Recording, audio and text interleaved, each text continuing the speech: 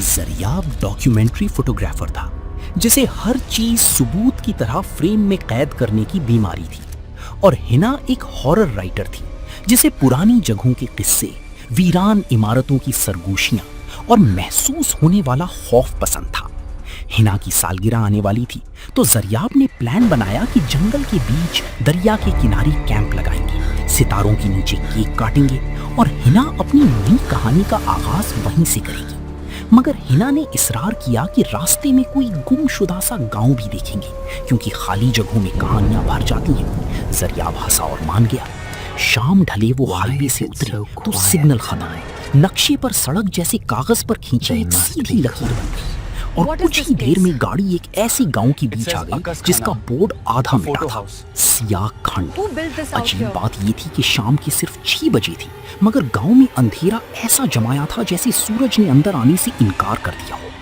ہر گھر کے باہر لوہے کی سٹینڈ پر مشل جل رہی تھی، لیکن قدموں کی آہٹ نہیں، بچوں کی آواز نہیں، کتوں کا بھونکنا تک نہیں۔ دروازوں پر سرخ رنگ کی چوڑی چوڑی لکیریں تھیں، جیسے کسی نے خون میں انگلی ڈبو کر نشان بنائے ہوں، اور ہر دروازے کے بیچ ایک چھوٹا سا آئینہ دھاگی سے لٹک رہا تھا۔ آئینے پر دھند جمی تھی، گویا وہ سانس لے رہا۔ ہنا نے آہستہ سے کہا، یہاں شادیوں کی تیاری لگتی ہے، اور زریاب نے اسی لمحے کیمرہ اٹھا لیا۔ مگر جیسے ہی اس نے لینس کے ذریعے گلی دیکھی، اسے دیواروں کا زاویہ بدلتا محسوس ہوا، جیسے کیمرہ جگہ کو نہیں وقت کو کھینچ رہا ہو۔ تب اچانک گاڑی کی ہیڈ لائٹس میں ایک بوڑھی عورت نمودار ہوئی، سفید ساڑی، کالی گرہیں بندھے دھاگے، ماتھے پر سیاہ ٹیکا، اور آنکھوں میں ایسا ڈر جیسے وہ کئی بار کسی کو جاتے دیکھ چکی ہو۔ اس نے بمپر پر ہاتھ رکھ کر بغیر تمہید کہا، جو تصویر میں آ گیا وہ واپس نہیں جاتا، اور آج اماوس ہے، صحرا چہرہ مانگتا ہے۔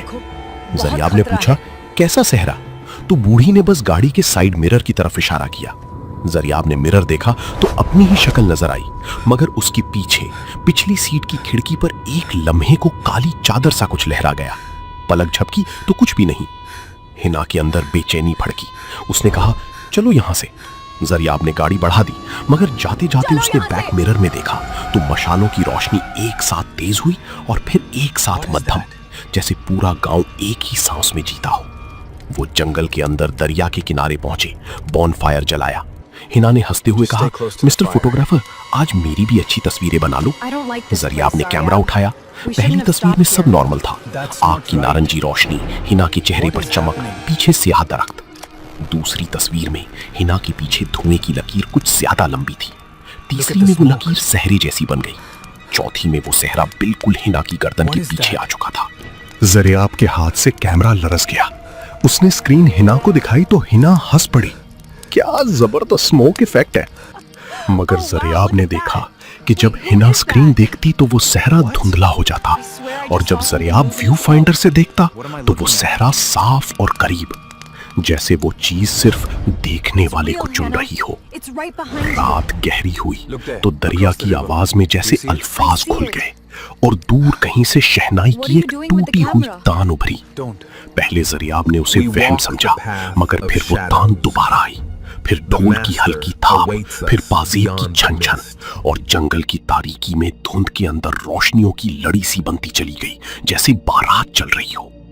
زریاب نے ٹارچ لی، ٹینٹ سے باہر نکلا، اور درختوں کے بیچ اسے ایسے سائے نظر آئے جن کے سر تو تھے مگر چہرے نہیں، صرف کپڑوں کی جھلک اور صحرے کی جنبش۔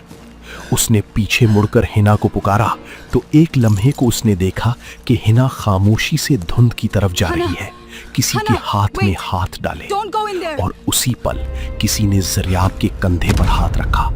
زریاب نے چونک کر پیچھے دیکھا تو ہنا ٹینٹ کے اندر کھڑی تھی، بالکل نارمل، جیسے کہیں گئی ہی نہ ہو، اور زریاب کے سامنے جو ہنا دھند کی طرف جا رہی تھی وہ اب بھی جا رہی تھی۔ دو ہنا، ایک حقیقت، ایک جیسے کسی نے کاپی بنا کر چلا دی ہو۔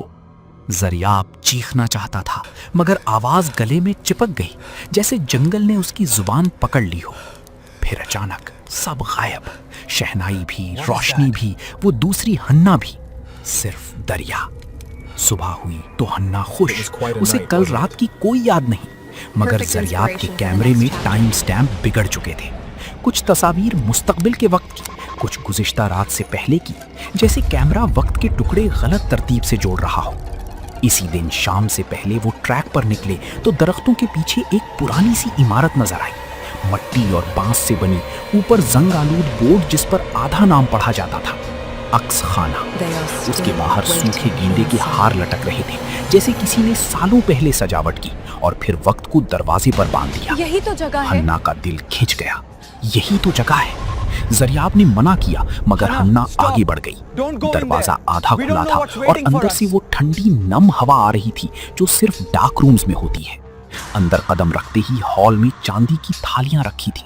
खाना खुश्क होकर भी सड़ा नहीं था, फूल मरकर भी बिखरे नहीं थे और दीवारों पर फ्रेम लगी थी जिनमें दुल्हा दुल्हन की जगह खाली सियाह सलवट, जैसे किसी ने इंसानों को तस्वीरों से मिटाकर सिर्फ उनकी गैर हाजिरी छोड़ दी हो। इसी लम्हे जरियाब का कैमरा खुद ब खुद ऑन हुआ और शटर बगैर छुए क्लिक क्लिक क्लिक करने लगा। हर क्लिक के साथ बल्ब की रोशनी उलटती जाती, कभी बहुत रोशन, कभी बिल्कुल नेगेटिव, और फिर दरवाजा थम से बंद, जैसे किसी ने ताला नहीं लगाया बल्कि घर ने फैसला कर लिया हो। ऊपर सीढ़ियों से पाजेब और मंतर की घुटी घुटी आवाजें आईं और फिर सहरा नजर आया, सीढ़ियों से उतरता हुआ। सिर्फ सहरा और शेरवानी, अंदर इंसान नहीं, अंदर अंधेरा भरा हुआ। हन्ना के कदम रुक गए, उसकी आंखें यकदम सफेद हो गई, जैसे किसी फ्लैश ने उसकी पुतली जला दी हो, और वो कठपुतली की तरह सहरे की तरफ बढ़ने लगी। जरियाब ने उसे पकड़ा तो उसे हन्ना की जिल्द में गर्मी नहीं, खला महसूस हुआ, जैसे कागज। सहरे ने हाथ बढ़ाया, हाथ नहीं, पुरानी फिल्म की काली शफाफ पट्टी जैसी चीज, और हन्ना के गले में सूखी वरमाला डाल दी। उसी पल जरियाब ने टॉर्च की जगह कैमरे का फ्लैश चलाया। हॉल एक लम्हा रोशन हुआ और जरियाब ने सहरे के अंदर वो चेहरा देख लिया जो चेहरा नहीं था, नेगेटिव जैसा। आंखें स्याह सुराख, होंठ चांदी जैसे, जिल्द पर शीशे की प्लेट की दरारें। जरियाब के दिमाग में बूढ़ी औरत की बात बिजली बनकर कौंधी। जो तस्वीर में आ गया वापस नहीं जाता, और वो समझ गया कि ये कोई आम भूत नहीं, ये अक्स की भूख है।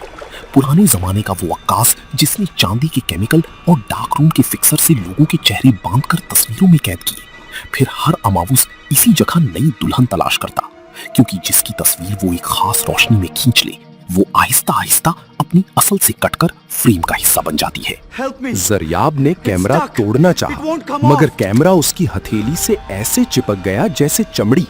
शटर फिर भी क्लिक करता रहा और दीवारों के फ्रेमों में खाली सिलवटें अब हिना की शक्लें लेने लगे।